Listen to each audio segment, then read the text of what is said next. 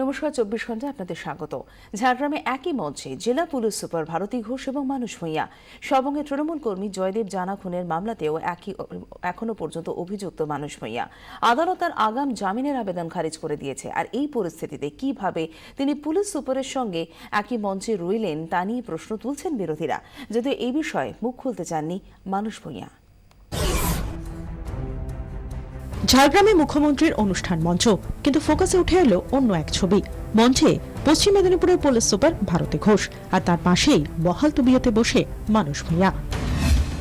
পিছিয়ে যাওয়া যাক কয়েকটা মাস, সময়টা এপ্রিল-মে। বিধানসভা ভোটের দিন কয়েক আগে খুন হয়ে যান সবঙ্গের তৃণমূল কর্মী জয়দেব জানা। খুনে নাম জড়ায় মানুষ ভূঁইয়ার, তার বিরুদ্ধে রুজু হয় খুনের মামলা। সেই অভিযোগ পুরোটাই চক্রান্ত বলে উড়িয়ে দেন মানুষ ভূঁইয়া। বারবার নিশানা করেন ভারতী ঘোষকে। ভারতী ঘোষ নির্বাচন কমিশনের দ্বারা বিতাড়িত হওয়ার পরও কার জোরে মিদনাপুরে বসে থেকে নির্বাচন কন্ট্রোল করেন আমরা জানতে চেয়েছি, তদন্ত চেয়েছি। এরপর গঙ্গা দিয়ে বয়ে গেছে অনেক জল। আদালতে খারিজ হয়ে গেছে মানুষ ভূঁইয়ার আগাম জামিনের আবেদন। সবঙ্গে দীর্ঘদিন পা রাখতে পারেননি মানুষ। এরপরই জার্সি বদল। 40 বছরের কংগ্রেসের ক্যারিয়ারে দাঁড়ি টেনে ঘাসফুল শিবিরে সবঙ্গের ভূমিপুত্র। আর বুধবার শটাং পুলিশ সুপারের সঙ্গে এক মঞ্চে।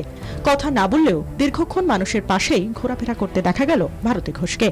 পুলিশের খাতায় নাম থাকা এক অভিযুক্ত কি করে পুলিশ সুপারের সঙ্গে এক মঞ্চে হাজির রইলেন, প্রশ্ন তুলছেন বিরোধীরা।